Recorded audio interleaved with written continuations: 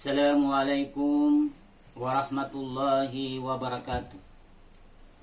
Alhamdulillah, alhamdulillahilladzi waqafa, wassalatu wassalamu an-nabiyya mustafa Sayyidina Muhammadin wa ala alihi wa ashabihi ajma'in, amma ba'd. Alhamdulillah, rekan-rekan saga yang dimuliakan Allah Subhanahu wa taala, wabil khusus owner saga dan manajer saga dan semua yang terlibat dalam grup saga, mudah-mudahan Allah Subhanahu wa taala memberikan kemudahan-kemudahan dalam berusaha dan dilipat gandakan pahala-pahala atas apa yang dilaksanakan, dan insyaallah mendapatkan rezeki yang berkah. Mudah-mudahan kita semua dalam lindungan Allah Subhanahu wa taala. Amin ya rabbal alamin. Salawat dan taslim kita aturkan kepada baginda Rasulullah sallallahu alaihi wasallam. Mudah-mudahan kita semua insyaallah mendapatkan syafaat dari baginda Rasulullah sallallahu alaihi wasallam di yaumil qiyamah. Salah satu tugas terpenting agar seorang hamba itu dapat dipercaya. Kepercayaan itu akan tertanam dalam jiwa seseorang ketika dia mampu melaksanakan amanah itu. Ketika amanah itu tidak mampu dilaksanakan dengan baik, maka kepercayaan itu akan hilang. Bawahan dengan atasan, maka yang dipegang adalah amanahnya.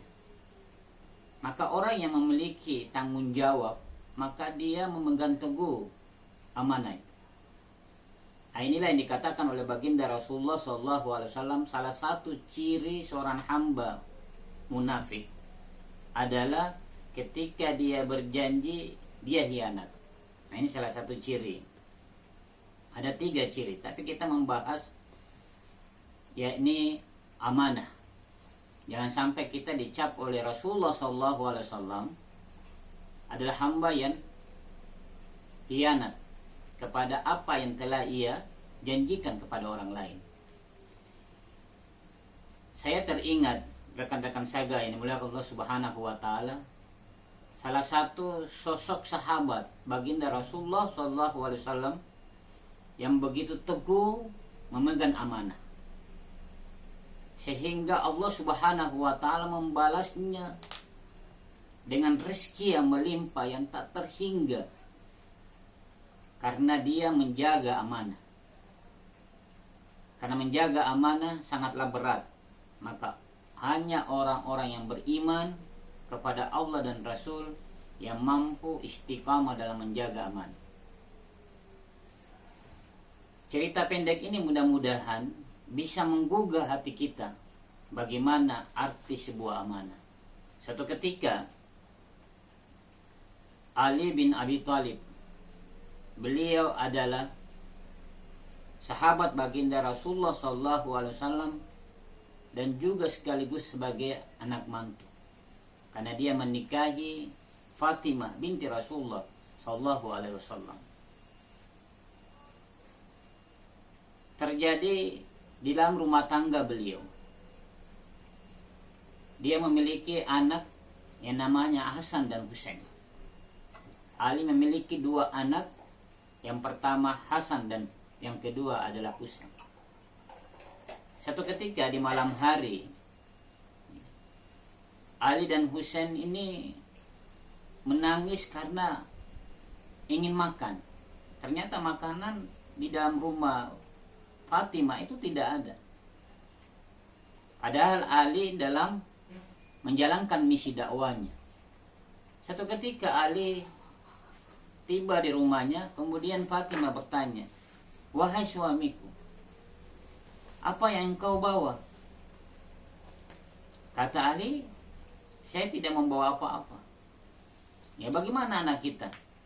"Ya, anak kita ini dari tadi menangis, kemudian saya tidurkan dia supaya dia melupakan makanan yang dia inginkan, karena makanan di rumah tidak ada sama sekali." Ali bertanya kepada istrinya, "Wahai Fatimah, apakah ada uang yang tersisa? Ia mengatakan ada, untuk bekal besok. Untuk bekal besok. Walhasil, ya, walhasil uang yang dimiliki oleh Fatimah yang disimpan, kemudian dia serahkan kepada Ali dan menyuruhnya untuk membeli makanan. Ya, membeli makanan di pasar. Berapa dirham yang diberikan Ali oleh Fatimah? Yang diberikan sebanyak 6 dirham. 6 dirham yang diberikan. Wahai suamiku, ini ada uang 6 dirham. Belikan makanan untuk anakmu. Maka Ali karamallahu wajhahu berangkat dengan cepat. Kemudian dia menuju ke pasar untuk membeli makanan tersebut. Di dalam perjalanan kurang lebih 5 kilometer, dia menemukan ada orang yang ternyata meminta, menghadang Ali, kemudian meminta, wahai pemuda, bantulah aku, kata pengemis tadi, bantulah aku butuh makanan, sudah 1 hari aku tidak makan. Ali berpikir, anak saya baru setengah hari tidak makan, orang ini 1 hari nggak makan, berarti dia lebih butuh. Maka uang yang 6 dirham ini diambillah 2 dirham, kemudian dia serahkan kepada pengemis tadi. Kemudian pengemis itu minta terima kasih. Wahai saudaraku, terima kasih banyak atas bantuanmu. Ali melanjutkan perjalanan. Beberapa meter kemudian dia temukan lagi ada orang yang tergeletak di pasir. Kemudian dia merasa kesakitan dan meminta tolong. Dan Ali mendengarkan permintaan itu, kemudian Ali menghampirinya. Wahai orang tua, apa gerangan sampai kamu berbaring di atas pasir? Dia mengatakan, wahai anak muda, sudah 2 hari saya tidak makan. Bantulah aku, wahai anak muda. Dengan rasa hibah, maka Ali pun membantunya, kemudian memberikan uang 2 dirham. Setelah diberikan, orang tua itu mengatakan, terima kasih wahai anak muda. Kemudian Ali lagi melanjutkan perjalanan. Sewaktu tiba di pintu pasar, dia melihat sosok seorang tua.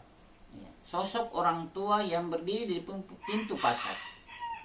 Dia mengkalungkan tali di lehernya. Tali kambing yang diikat. Kemudian dia kalungkan di lehernya. Kemudian Ali bertanya, wahai orang tua, apa gerangan sampai tali kambing itu kamu kalungkan di lehermu? Kata orang tua, wahai anak muda, andaikan saya tidak kalungkan tali kambing saya di leher saya, maka bisa jadi kambing saya itu lari. Karena saya tidak mampu lagi memegang tali, saking loyonya. Kemudian dia meminta, wahai anak muda, bantulah aku. Maka Ali pun memberikan 2 dirham. Jadi uang yang dibawa Ali semasa perjalanan dari rumah menuju ke pasar, uangnya habis sebanyak 6 dirham. Padahal anaknya di rumah, istrinya menunggu dan berharap agar suaminya nanti, ayahnya, membawa oleh-oleh, kemudian bisa makan bersama. Ternyata uang itu habis. Ya, orang tua tadi di depan pintu itu mengatakan, wahai anak muda, ini ada kambing saya minta tolong jualkan kambing ini. Kamu jual kambing ini dengan harga 40 dirham. Ini Ali sudah kehabisan uang. Ya, istrinya lagi menunggu dan anak-anaknya juga kelaparan. Karena dia kasihan orang tua itu, kemudian dia mengatakan, baiklah, saya akan membantumu. Maka kambing itu dibawalah oleh Ali.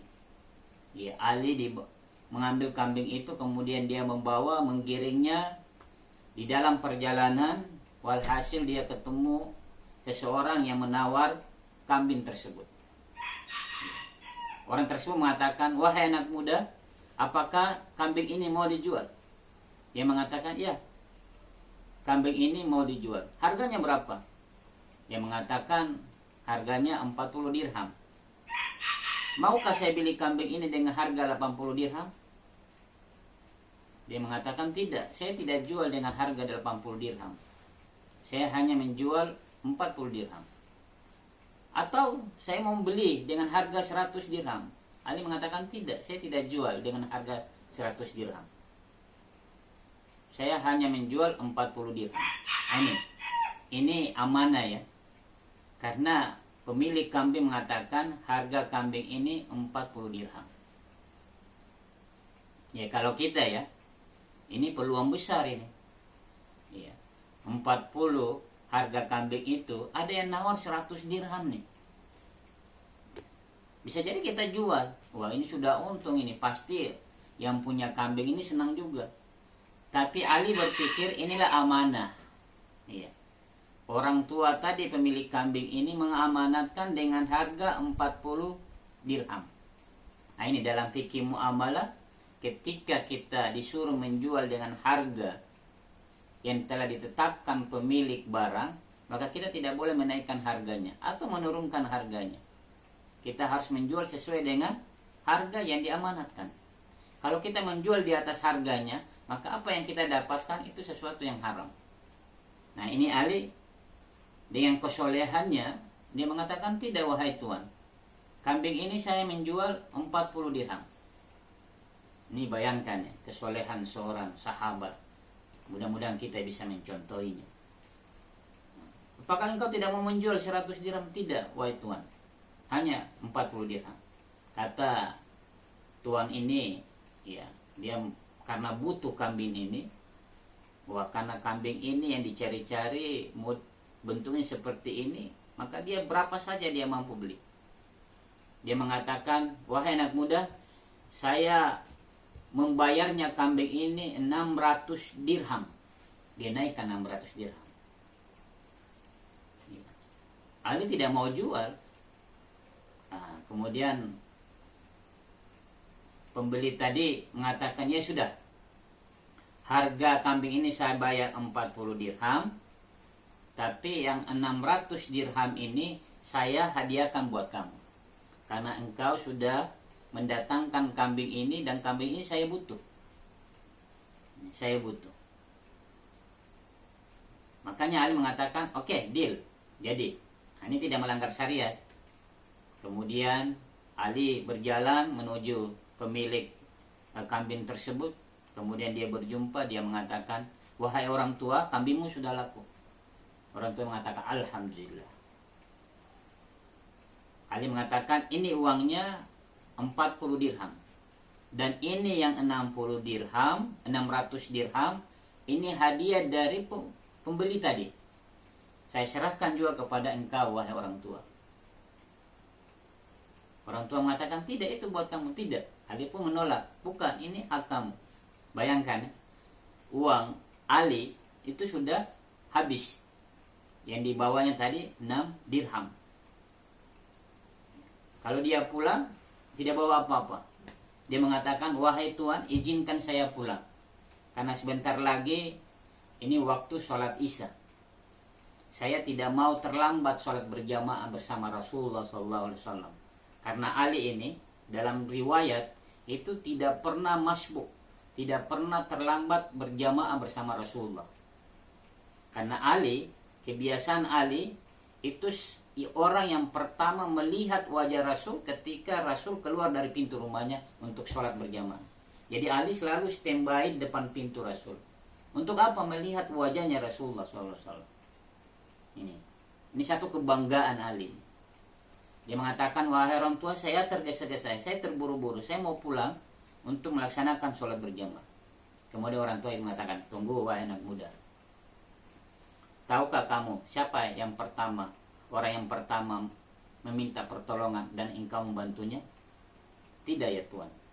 Wahai orang tua, saya tidak tahu siapa dia. Itu saya. Yang kedua, tahukah kamu siapa yang berbaring di atas pasir Saya juga tidak tahu, wahai orang tua. Nah, itu pun saya. Dan hari ini kamu lihat saya, kamu kenal saya tidak? Dia mengatakan, saya juga tidak mengenal engkau, wahai orang tua. Siapakah Anda sebenarnya? Dia mengatakan, sayalah adalah malaikat rahmat yang diutus oleh Allah untuk menyamar, untuk menguji keimananmu, untuk menjaga amanah yang telah saya berikan kepadamu. Ternyata engkau melaksanakan dengan baik amanah itu. Kata orang tua itu, ini uang 40 dirham, harga kambing itu ambil, dan 600 dirham hadiah dari orang pembeli tadi, ini juga buat kamu. Saya tidak butuh itu. Saya tidak butuh. Ini buat kamu. Kemudian Ali memperhatikan orang tua itu dari atas sampai ke bawah. Betul, ternyata kakinya tidak menyentuh tanah. Wah, ini malaikat benar ini. Akhirnya diterimalah hadiah itu, uang itu, dan Ali pun kembali. Dan Ali pulang tergesa-gesa. Lihat ini. Tergesa-gesa bukan untuk memenuhi kebutuhan keluarganya, tapi dia tergesa-gesa untuk mengejar jangan sampai dia terlambat. Ya, terlambat sholat berjamaah bersama Rasulullah SAW. Setelah sampai, lihat ini, jamaah sekalian, ya, rekan-rekan saga yang mulia Allah Subhanahu Wa Taala. Di dalam perjalanan, Ali karramallahu wajhah mendengarkan, ya, Bilal azan. Dia mengatakan, ini sebentar lagi saya dapat.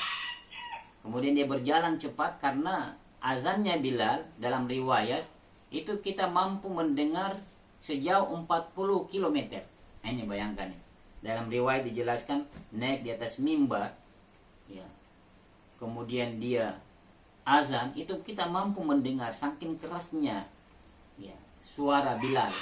Kemudian Ali menuju ke masjid, dan ternyata sampai di masjid, ya, orang sudah kamar, dan dia dapatkan Rasulullah dan para jamaah lain itu dalam keadaan ruku.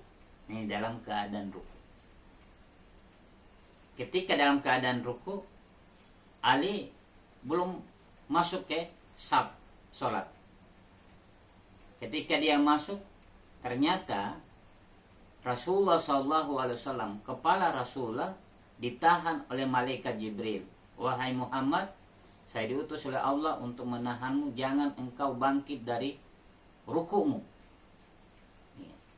Ketika Ali masuk di saf, kemudian dia takbir dan dia ruku, baru Rasul mengangkat kepalanya. Apa yang ketika diangkat kepalanya Rasul dari rukunya, dia mengatakan Samiallahu liman hamidah. Yang sebenarnya, yang awalnya asal muasal itu Allahu Akbar. Ya, Allahu Akbar. Jadi ketika diangkat kepala Rasul dari ruku, itu mengucapkan Allahu Akbar. Peristiwa ini merubah ucapan Allahu Akbar diganti dengan Samiallahu liman hamidah. Nah, ini asal muasal. Kenapa Allahu Akbar diganti dengan Samiallahu liman hamidah? Karena melihat, ya, Ali karramallahu wajhah yang tidak pernah masbuk dalam sholat, kemudian dia menjaga amanah, saking mulianya kepala Rasul ditahan oleh malaikat Jibril untuk menunggu agar supaya Ali karramallahu wajhah ini tidak ketinggalan rakaat. Nah, karena dalam fikih, seseorang yang ketinggalan ruku, maka dia ketinggalan satu rakaat. Maka Jibril menahan kepala Rasulullah SAW. Dia mengucapkan Samiallahu liman hamidah. Apa arti Samiallahu liman hamidah? Samiallahu, Allah mendengarkan, ya, pujianku kepadanya. Nah ini, jadi Rasul memuji Samiallahu liman hamidah, memuji Allah Subhanahu wa Ta'ala karena kemuliaan, ya, Ali karramallahu wajhah. Nah, ini rekan-rekan saga yang mulia Allah Subhanahu wa Ta'ala. Cerita singkat ini menggambarkan bahwa Yang pertama, kita harus menjaga amanah. Kita harus menjaga amanah. Yang kedua, jangan sampai kita tertinggal sholat berjamaah. Karena orang yang sholat berjamaah Allah muliakan. Mudah-mudahan rekan-rekan saga yang muliakan Allah Subhanahu wa Ta'ala, kita mampu menjaga amanah ketika atasan kita memberikan amanah, dan kita harus menunaikan amanah itu. Dan ketika kita berjanji, kita harus melaksanakan janji tersebut supaya amanah itu bisa terlaksana dengan baik. Jadi rekan-rekan saga yang dimuliakan Allah Subhanahu wa Ta'ala, mari kita memohon mudah-mudahan kita bisa menjadi hamba-hamba yang diberikan hidayah dan bisa mampu melaksanakan amanah dengan baik, dan juga bisa melaksanakan sholat berjamaah secara rutin. Bismillahirrahmanirrahim. Alhamdulillahirabbil alamin. Hamdan na'imin, hamdan syakirin, hamdan yuwafi ni'ma wa yukafi mazida. Ya Rabbana lakal hamdu kama yanbaghi li jalali wa sultanik karim. Rabbana taqabbal du'ana innaka antas samiul alim wa tub 'alaina innaka antat tawwabur rahim. Rabbana atina fid dunya hasanah wa fil akhirati hasanah wa qina adzabannar. Walhamdulillahirabbil alamin. Akhir kalam. Assalamualaikum warahmatullahi wabarakatuh.